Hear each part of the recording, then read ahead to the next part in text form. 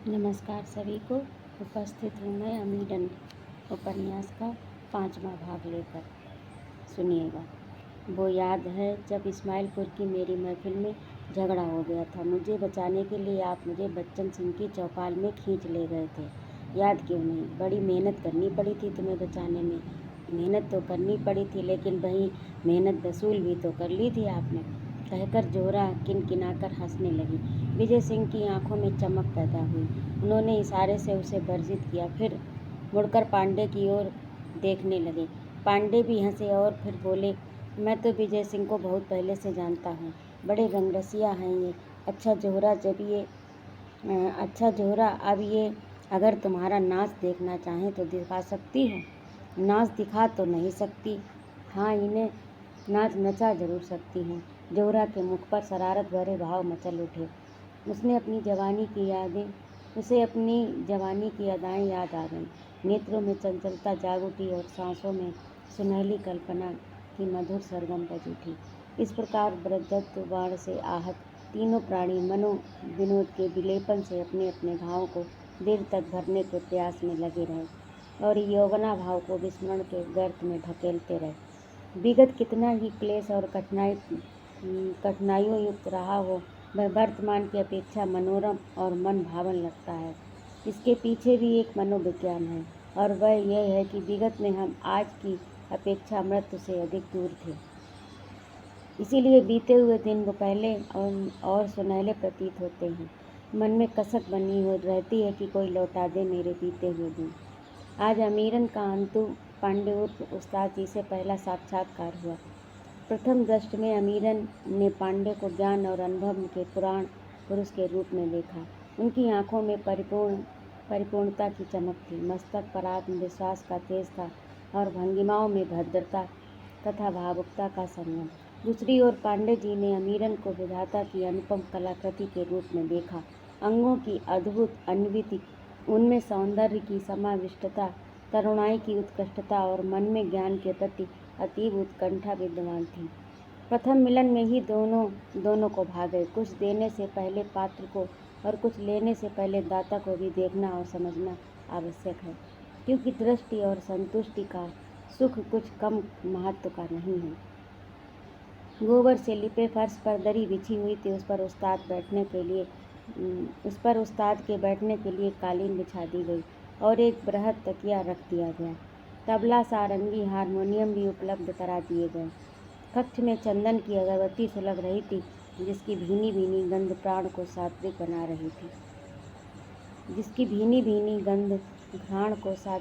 रही थी। अमीरन ने जय राधे कहकर उस्ताद का अभिवादन किया और पुष्पांजलि के रूप में गेंदा के पुष्प अर्पित किए। प्रत्युत्तर में पांडे ने आशीर्वचन से उसे कृतार्थ किया और हंसकर पूछा, जय राधे कहना क्या तुम्हें जोराबाई ने सिखा दिया था? जी, अमीरन ने उनका समाधान किया। उस्ताद ने सर्वप्रथम अमीरन के कंठ के सुरीलेपन व उसके आयाम, उसकी कलाएं व उसकी तीव्रता और निष्कपटता का परीक्षण करना चाहा। अतः उन्होंने अमीरन का प्रणव से परिचय कराते हुए कहा, तुमने ओम तो लिखा देखा होगा। बहुधा वेद मंत्र का पाठ ओम से प्रारंभ करते हैं, जानती हो क्यों? ओम के अंतर्गत स्वर की संपूर्ण यात्रा निहित रहती है। ओम का उच्चारण स्थान हृदय है, अर्थात आदि स्थल हृदय से प्रारंभ कर कंठ, तालु, दंत के मार्ग से होकर यह यात्रा ओष्ठ तक पहुँचती है। अ इस पथ के आदि स्थान में और माँ अंतिम पड़ाव पर। इस प्रकार ओम का उच्चारण करने से संपूर्ण स्वर यात्रा पथ संचेतन हो उठता है। ओम के इसी महत्व को देखते हुए गीता में कृष्ण ने इसे अक्षर ब्रह्म कहा है। इसके बाद उस्ताद ने 7 बार ओम का सस्वर सविधान उच्चारण किया और अमीरन ने उसी प्रकार अनुकरण करने का अभ्यास किया। तत्पश्चात अमीरन बोली, उस्ताद जी एक बात बताइए, आ और ऊ मिलकर तो ओ हो ही गया, फिर ओ और माँ के बीच एक और ऊ क्यों लिखा जाता है? पांडे जैसे इसका उत्तर देने के लिए तैयार ही बैठे थे। बोले, ऐसा भ्रम और भी बहुत लोगों को है। वैसे मैं अपनी मति के अनुसार बता रहा हूँ। ओम और माँ के बीच में ऊ नहीं वरन 3 संख्या लिखी होती है, जिसका आशय यह है कि ओ का उच्चारण 3 गुना खींचकर तब माँ तक पहुँचा जाए। फिर पुनः उसे क्रियान्वित करके पांडे ने बताया। तब बात अमीरन की समझ में आ गई। फिर पांडे ने हारमोनियम उठाई, अमीरन से स्वर में स्वर मिलाकर षड्ज से पंचम तक की स्वर यात्रा कराई। इस क्रिया को 3 बार संपन्न कराकर अगली बार निषाद तक पहुँचे। इसके बाद आरोह व अवरोह दोनों का अभ्यास कराया। स्वरारोहावरोह में पांडे ने बताया कि कभी कभी अमीरन के कंठ में कंपन उत्पन्न हो जाता है, अतः उसके निराकरण हेतु सुझाव दिए। जब देखा अमीरन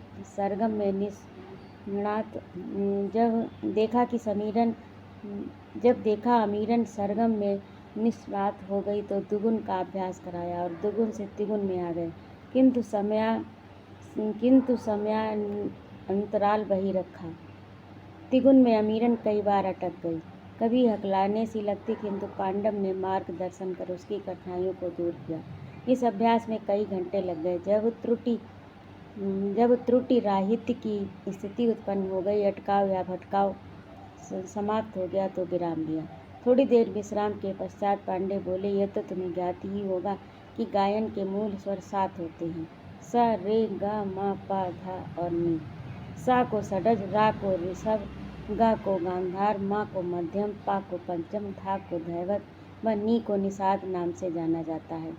स्वर विशेषज्ञों ने यह भी जानने का प्रयास किया है कि प्रकृति के किस स्रोत से कौन सा स्वर उत्पन्न होता है। दामोदर पंडित के अनुसार मोर ने षड्ज, चातक ने ऋषभ, बकरे ने गांधार, काक ने मध्यम, कोयल ने पंचम, दादुर ने धैवत को और गज ने निषाद को जन्म दिया। पांडे ने आगे ये भी बताया कि अव्यवस्थित स्वर पुनः कोलाहल कहलाता है और व्यवस्थित स्वर संहति संगीत बन जाती है। इसके पश्चात कुंज बोले, अब एक सस्वर गायन हो जाए। कौन सा? अमीरन ने पूछा। एक स्तुति है भगवान राम की, उसका तन्मयता से गायन करके अपने अंतःकरण में सात्विकता का संचार करने। मैं एक पंक्ति गाऊंगा और तुम उसको साथ साथ दोहराते चलना। उसके पश्चात पांडे ने श्री रामचंद्र कृपालु भजवन की पंक्ति को गाते हुए अमीरन से उसका अनुसरण कराया। संगीत कोई सुमधुर स्वर लहरी से वह कक्ष गुंजायमान हो उठा। एक अलौकिक आनंद की अनुभूति हुई अमीरन को, जैसे नाद ब्रह्म ने मूर्तिमान होकर अमीरन को स्वरशीलता का वरदान दिया हो। पांडे ने हारमोनियम एक ओर खिसका दी और बोले, आज का अभ्यास समाप्त हुआ। आलाप खींचते खींचते और स्वरों का व्यायाम करते करते अमीरन का चेहरा लाल बिंब हो गया, कंठ पर भी रक्तिमत्ता दौड़ आई। ऊपरी ओंठ के रोम छिद्रों पर सूक्ष्म श्वेत कण मौक्तिक की भांति झलकने लगे। उसने आंचल से मुंह पोंछा और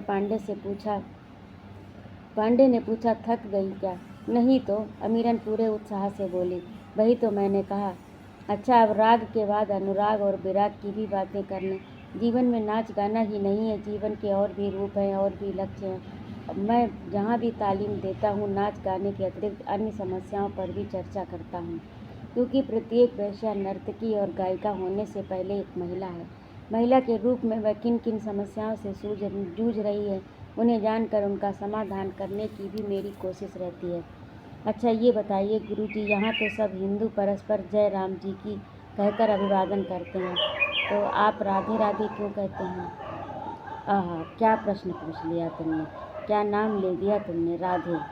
पांडे अतीन्द्रिय जगत में कुछ देर के लिए प्रविष्ट हो गए, आह्लाद विहल हो उठे, अलौकिक भावानुभूति में खो गए। कुछ देर बाद संयत होकर बोले, देखो अमीरन, इस राग द्वेषमय धरित्री पर राधा स्मरण साक्षात स्वर्ग का अवतरण है, प्रेम की पराकाष्ठा है। राधा समर्पण की संपूर्णता है, राधा अहम शून्यता की अतीवता है।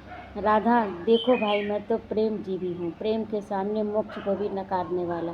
प्रेम परिधि में बताया कि एक पल स्वर्ग में बिताए एक कल्प से भी महनीय है। राधा प्रेम का परिपूर्ण निदर्शन है, तो अन्य गोपियों के प्रेम में क्या न्यूनता थी? क्या वे कृष्ण को हृदय की उन गहराइयों से प्रेम नहीं करती थी जिनसे राधा करती थी? अमीरन ने पुनः प्रश्न किया। प्रेम की न्यूनता अधिकता की तो बात निरर्थक है, पांडे समझाते हुए कहने लगे। गोपियों के प्रेम में कोई न्यूनता नहीं थी, अंतर था समर्पण में। प्रेयसी अपने प्रेमी का सानिध्य क्यों चाहती है? प्रेमी के दर्श और स्पर्श से उसका रोम रोम पुलकित रहता है। गोपियाँ यही चाहती थी कि कृष्ण गोकुल में लौट आएं जिससे वे उनके साहचर्य का आनंद उठा सके। किंतु राधा यह भी नहीं चाहती थी। वह तो नितांत निरीह चाह रहित थी, कृष्ण के ध्यान में लीन शुद्ध बुद्ध रहित। वह स्वयं के सुख के लिए कृष्ण को कर्तव्य पथ से विरत नहीं करना चाहती थी। वह तो कृष्णमय थी, इसीलिए राधा कृष्ण के प्रेम का विश्लेषण नहीं किया जा सकता। उसमें विश्लेष्य भाव है ही नहीं। उसे तो उन गहराइयों में बैठकर ही समझा जा सकता है।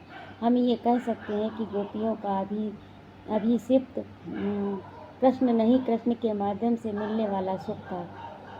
किंतु राधा का अभिषिक्त तो कृष्ण मात्र थे, न कोई सुख न आनंद, यहाँ तक कि स्वर्ग भी नहीं। गोपियों का प्रेम सकाम और राधा का प्रेम अकाम था। इसे बस यूँ समझा जा सकता है। अमीरन बोली, हाँ कुछ कुछ समझ में तो आया, किंतु प्रेम का विषय इतना गहरा होता है, इसमें उतरने पर कभी कभी लग्गी ही नहीं लगती। मेरी भी स्थिति यही हो रही है, बही जा रही हूँ इस सरस धारा में, कहकर अमीरन खुलकर एक हंसी हंसी और उसके हंसने के अंदाज से लगा जैसे प्रेमानुभूति और समर्पण के सूत्र के सिरे को कदाचित पकड़ पाई है। पांडे बोले, प्रेम को तो प्रेम करके ही समझा जा सकता है। आग की जलन आग में उंगली जलाकर ही जानी जा सकती है। प्रेम तो वही कर सकता है जो अपने जीवन की संपूर्ण निधियां दांव पर लगा दे। मुझे ही देख लो, क्या से क्या बन बैठा हूँ। इसलिए कहा गया है कि मत कोई पियो मोहब्बत जाम, हलाहल विषय ये काला है। विशेषकर वैश्या को तो प्रेम के पचने में पड़ना ही नहीं चाहिए। यह मैं अपनी हर तालीम में बताता रहता हूँ, क्योंकि ऐसा करके वह या तो अपना जीवन बर्बाद कर लेगी या किसी पुरुष का जीवन बर्बाद कर देगी। अरे गुरुजी, अमीरन ने तुरंत पांडे को रोका। थोड़ी देर पहले आप स्वयं को प्रेमजीवी बता रहे थे और अब प्रेम करने से मना कर रहे हैं। मैंने तो यही पढ़ा और सुना है कि प्रेम एक अलौकिक तत्व है, ये जीवन को धन्य कर देता है, कृतार्थ कर देता है। पांडे मुस्कराए, बोले, सही पकड़ा मुझे तुमने, लेकिन एक बात समझ लो, जिसे लोग सामान्यतः प्रेम कहते हैं वह वास्तव में वासना है, प्रेम नहीं। मांसल सौंदर्य के कारण जो आकर्षण जन्म लेता है वह वासना से भिन्न और कुछ नहीं है। शरीर से शरीर का आकर्षण वासना और आत्मा से आत्मा का आकर्षण प्रेम है। आत्मा की पहचान करने वाले कितने हैं, और शरीर सुंदर होने का ये अर्थ नहीं है कि उसकी आत्मा भी सुंदर है। आत्मा के सौंदर्य का मांसल सौंदर्य से कोई सीधा नाता नहीं है। हाँ, इतना जरूर कहा जा सकता है कि कभी कभी वासना के पायदान पर पैर रखकर भी प्रेम भवन में प्रवेश किया जा सकता है। अमीरन ने बात आगे बढ़ाने के उद्देश्य से कहा, गुरुजी, आपने मुझे ही देखो क्या से क्या बना बैठा हूँ कहकर जिज्ञासा बढ़ा दी। मैं आपकी जीवन यात्रा के विषय में जानने को उत्सुक हूँ, किंतु इससे पूर्व एक बात और पूछना चाहती हूँ, हालांकि थोड़ा संकोच हो रहा है। अरे नहीं, निसंकोच पूछो। आज मैंने आपको गिलास में पानी दिया, आपने बेहिचक पी लिया, जबकि हमारे यहाँ के ब्राह्मण हमसे परहेज करते हैं। पांडे बोले, देखो अमीरन, प्रेमी व्यक्ति परहेजी नहीं हो सकता और परहेजी व्यक्ति प्रेमी नहीं हो सकता। वैसे ये तो अपनी मर्जी है कौन किसके हाथ से पानी पिए कौन नहीं पिए, इसमें कोई बाध्यता नहीं हो सकती। मेरे विचार से दो ही स्थितियों में किसी के हाथ का पानी या भोजन नहीं ग्रहण करना चाहिए। प्रथम तो यह कि उसके कृत्य से हम क्षुब्ध हैं और उससे कष्ट है, तो जब हमारा किसी से प्रेम संबंध ही नहीं, व्यवहार ही नहीं, तो क्यों हम उसके हाथ का भोजन पानी ग्रहण करें। फिर भी सभा समारोह में शत्रु के हाथ से भी कोई खाद्य पेय ग्रहण करना पड़ जाए तो सहर्ष ग्रहण कर लेना चाहिए, वहाँ पर शत्रु भाव प्रकट न करना चाहिए। यही मानवीय व्यवहार की अपेक्षा है।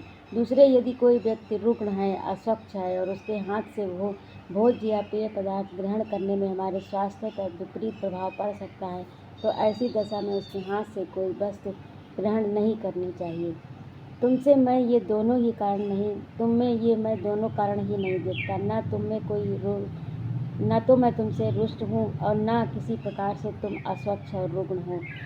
जहाँ तक वैश्या व्यवसाय का प्रश्न है, ये तुम्हारा वंशानुगत कर्म है, ये तुम्हें विरासत में मिला है, अतः तुम्हारी कोई गलती नहीं है। गीता में कृष्ण का वचन है, सहजम कर्म कौन्तेय सदोषमपि न त्यजेति, अर्थात यदि किसी का सहज कर्म दूषित भी हो तो भी नहीं छोड़ना चाहिए। यद्यपि मेरी व्यक्तिगत राय है कि यदि कोई व्यक्ति सोच ले कि उसका सहज कर्म दोषपूर्ण है तो उसको वैकल्पिक निर्दोष काम तलाश कर लेना चाहिए, यही उसके लिए श्रेष्ठकर है। उदाहरण के लिए, यदि कसाई अनुभव करे कि उसका कर्म पापपूर्ण है तो मांस के स्थान पर वह सब्जी बेचने का कार्य कर सकता है।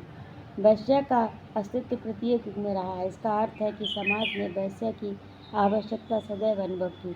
हाँ, इस संदर्भ में मैं इतना अवश्य कहूँगा कि वैश्या यौन रोगों से ग्रसित होने से बची रहे, नहीं तो अन्य पुरुषों को भी रोगी बना देगी, जिससे कि सामाजिक क्षति होगी। वैश्या को चाहिए कि वह इस सामाजिक दायित्व को भली भांति समझे और निर्वहन करे।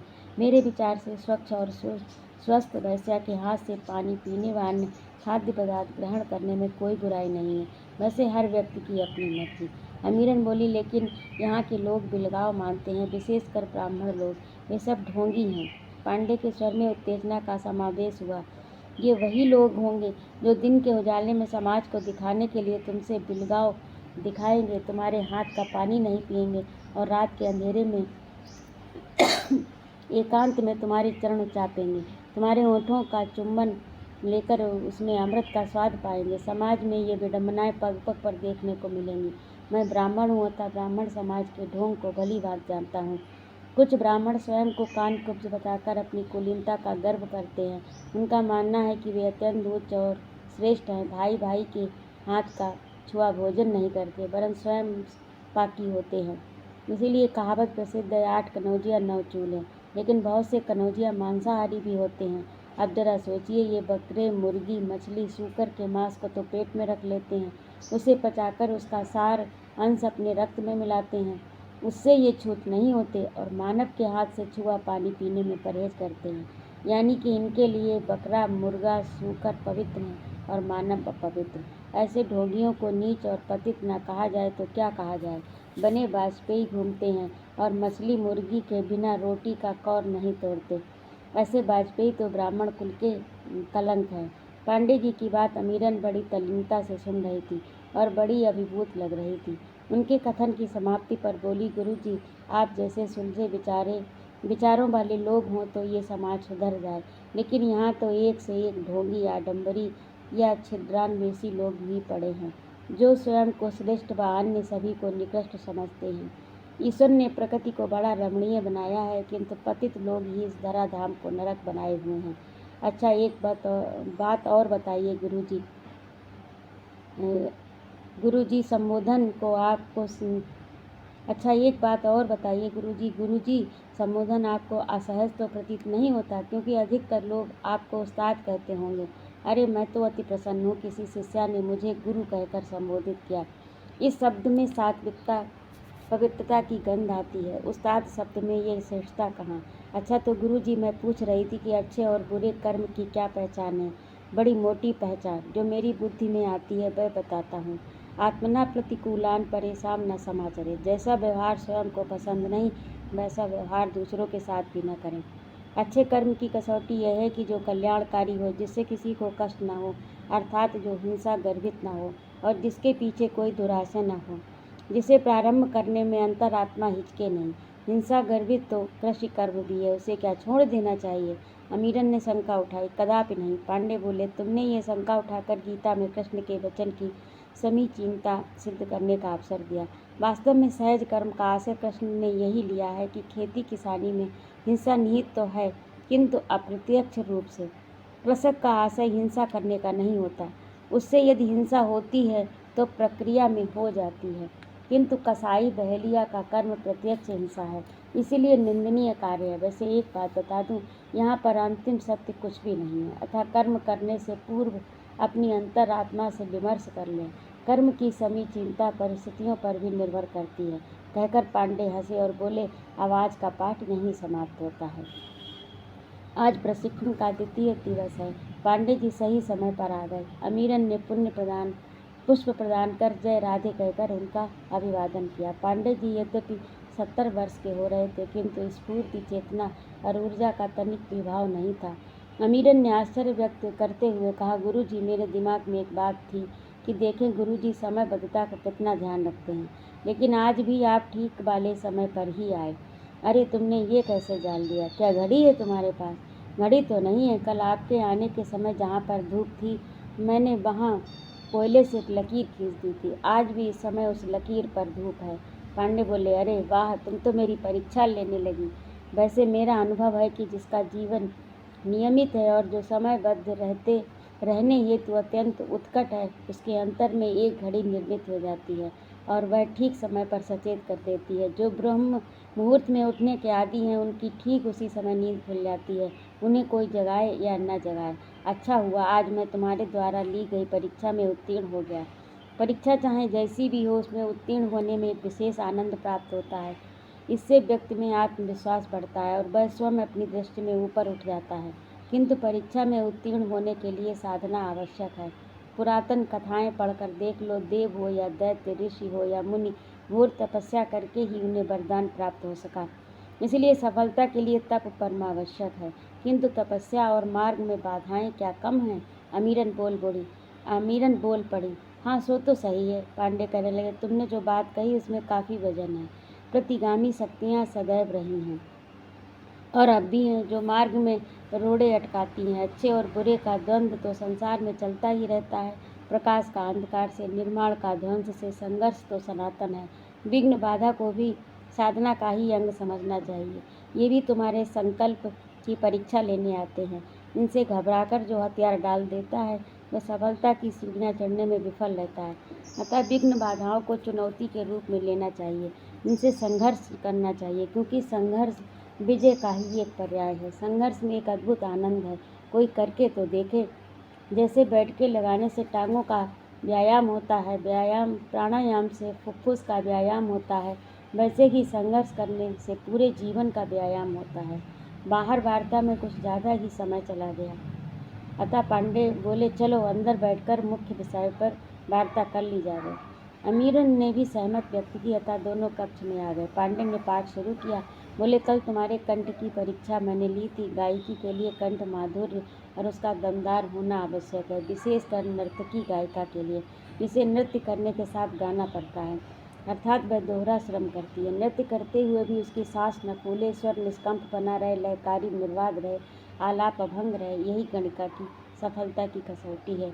यद्यपि तुम्हारा कंठ दमदार है, स्वर में लोचक लचक भी है, लेकिन अभी तुम्हारी उम्र कम है, इसलिए आवाज़ कच्ची है। अपनी आवाज़ में प्रौढ़ावस्था तक यही माधुर्य बनाए रखो, तब तो तारीफ है।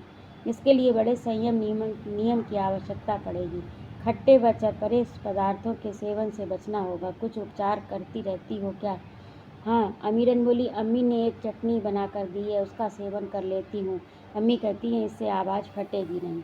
तो ठीक है। पांडे ने प्रसंग बदलना चाहा। बोले, चलो कंठ पर तो स्थिति स्पष्ट हो गई। गायन में कंठ के बाद जिह्वा, ओठों व नासिका का भी योगदान रहता है। शब्दों के उच्चारण की भी शुद्धता इन्हीं पर निर्भर है। यदि उच्चारण शुद्ध न हुआ तो प्रबुद्ध श्रोता तुम्हें गंवारू मानकर तुम्हारी खिल्ली उड़ाएंगे। अशुद्ध उच्चारण से अर्थ का अनर्थ हो जाता है। बड़ा प्रचलित उदाहरण है, एक सकल, और सकल का अर्थ है अंश या टुकड़ा, और सकल का अर्थ है संपूर्ण। यदि सही उच्चारण न किया तो अर्थ एकदम उल्टा हो जाता है। अतः सा और सा, वाह और वाह के उच्चारण में विशेष सतर्कता आवश्यक है। और बात को ही देख लीजिए, बात माने बात और बात माने हवा। अमीरन बोली, और उर्दू फारसी में? हाँ, उसमें भी यही सावधानी जरूरी है। पांडे ने स्थिति स्पष्ट करते हुए उदाहरण प्रस्तुत करते हुए कहा, फारसी में का, खा, ग, ज, फा के उच्चारण में बहुत सतर्क रहना पड़ता है।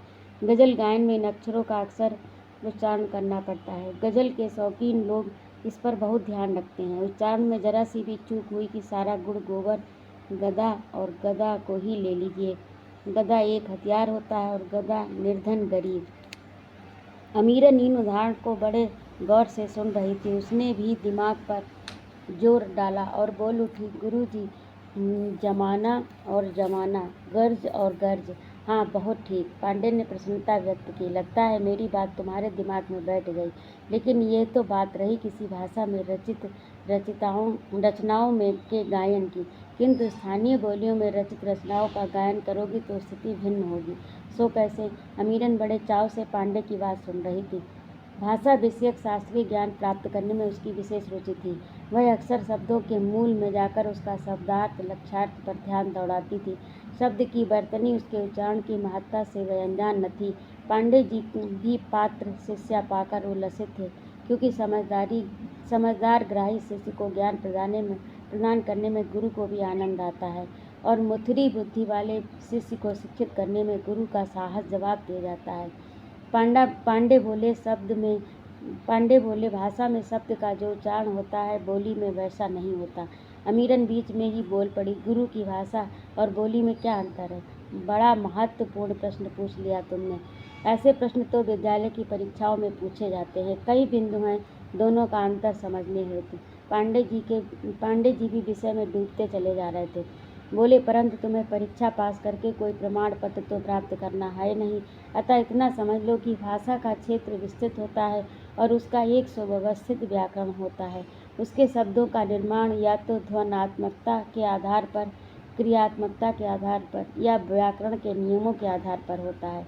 इन शब्दों का रूप अपरिवर्तनीय होता है, केवल व्याकरण के नियमों के अनुसार ही उसमें विकार उत्पन्न किया जा सकता है। इसके विपरीत बोली का क्षेत्र सीमित होता है। एक भाषा के अंतर्गत कई बोलियां समाहित होती हैं।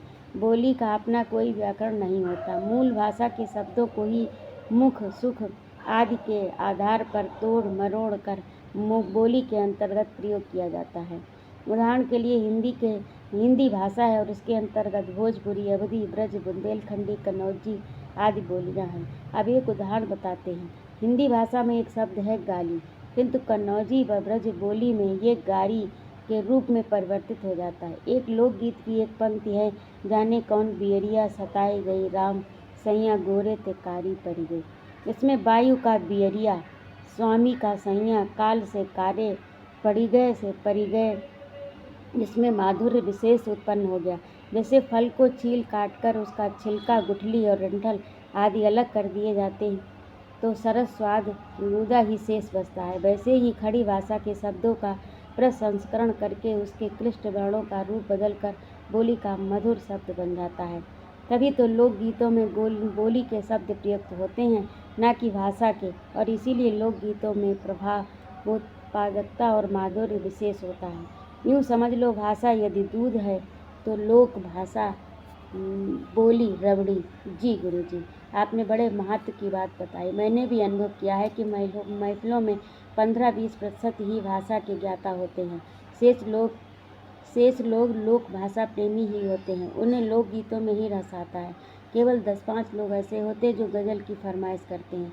तो फिर दो एक शब्द और बताओ जो भाषा रूप की अपेक्षा बोली रूप में अधिक सरस प्रतीत होते हैं। पांडे ने पूछा तो अमीरन कुछ देर सोचती रही, फिर बोली, यौवन से जौवन या जुबना, काजल से काजर या कजरा। बहुत ठीक। स्थानीय बोलियों में प्रचलित लोकगीतों में भाव हमारे लोक जीवन के ज़्यादा निकट होते हैं और वे लोक संदर्भों की ऐसी छवि तथा बिंब प्रस्तुत करते हैं जो हृदय में सीधे प्रवेश कर जाते। सहृदय श्रोता भाव विभल हो उठते हैं, उनका गला भर आवे, नेत्रों में बरबस अश्रुपात हो चले। ये प्रभाव लोकगीत ही डाल सकते हैं, गज़ल नहीं। फिर भी लोकगीतों की फरमाइश लोग नहीं करते, जिससे लोग फरमाइशकर्ता को गंवार न समझें। कुछ लोग गज़ल भले ही न समझ रहे हों, किंतु बाह से हिलाने लगते हैं, मानो गालिब और मीर की आत्मा इन्हीं में प्रवेश कर गई। वे ऐसा इसलिए करते हैं कि जिससे लोग समझें कि ये बहुत बड़े आलिम फाजिल है। मेरा तो मत है कि गज़ल में वाग्दग्धता, वचन वक्रता है, चुटीलापन है, सौम्यता है, भाव सघनता है, किंतु इसमें जितना बल उक्ति वैचित्र और चमत्कार पर है उतना रस निष्पत्ति पर नहीं। इसलिए गज़ल वाह तो करा सकती है किंतु आह नहीं भरा सकती। ये चमत्कृत तो कर सकती है किंतु बरबस अश्रुपात नहीं करा सकती। वह दम तो लोकगीत में ही है। लोकगीत में कसक और टीस के साथ प्रबल भावोद्वेलन होता है जो अन्य किसी विधा में नहीं है। अमीरन भाव विभोर होकर कहने लगी, गुरुजी, गज़ल और लोकगीत के संबंध में कितनी सटीक टिप्पणी आपने की और किसी ने नहीं। मैं भी समझती हूँ कि गज़ल बुद्धि के ज़्यादा करीब है, लोकगीत हृदय के, है ना ऐसा? बहुत ठोस बात कह दी तुमने अमीरन, जो शायद मेरे कहने से रह गई थी। गज़ल और लोकगीत के गाने के समय के विषय में बताएंगे कुछ। अमीरन ने खिसक गए दुपट्टे को सिर से पुनः ओढ़ते हुए कहा। पांडे ने थोड़ी देर के लिए आंखें मूंदी, मस्तक पर उंगलियां रगड़ी, फिर बोले, शास्त्रीय गायन में तो प्रत्येक राग के गाने का समय निर्धारित है, किंतु लोकगीत और गज़ल के लिए कोई समय निश्चित नहीं किया गया है। हाँ, अवसर का अवश्य ध्यान रखना चाहिए। कैसा प्रसंग है उससे मौजू होने वाला गीत ज़्यादा प्रभाव देता है। कुछ निष्कर्ष अनुभव के आधार पर निकाले जा सकते हैं। देखा ये गया है कि यदि रात में महफिल जमी है तो आधी रात तक तो श्रोताओं की चेतना को पूरी तरह से सजग रहती है, अतः इस समय गज़लें सुनाकर श्रोताओं का मनोरंजन करना चाहिए। किंतु आधी रात के बाद प्रमाद के कारण चेतना अलसाने लगती है, तब उसे झकझोरते हुए, कुछ फड़कते हुए गाने पसंद किए जाते हैं। ऐसे गीतों में लोक गीतात्मक तत्वों का समावेश आवश्यक है। और भोरहरे के समय जब निद्रा का प्रकोप चरम सीमा पर होता है, तब तो केवल लोकगीतों का ही सहारा लेना पड़ता है, क्योंकि लोकगीत ही वह विधा है जिसे सुनकर श्रोता की चेतना में नई ऊर्जा जागृत हो जाती है और वह पुनः संभल कर बैठ जाता है। जैसे भुरौरो भवो सैया अब छोड़ो मेरी बहियाँ, कमरी मोरी पतरी उमर लरी कैया। सुनते ही श्रोता की चेतना के तार झंझना उठते हैं। अरे गुरुजी, ये पूरा लोकगीत जरूर लिखवा दीजिएगा, इसे गाकर मैं भी महफिल की नींद उड़ा दिया करूँगी, कहकर अमीरन खिलखिलाकर हंस पड़ी। हाँ हाँ, क्यों नहीं। श्रोताओं के मनोविज्ञान को समझना, उनकी नब्ज टटोलना तो तुम्हें आना ही चाहिए। अब आज का पाठ यहीं समाप्त होता है। तो ये था अमीरन उपन्यास का 5वां भाग। आप लोगों को कैसा लगा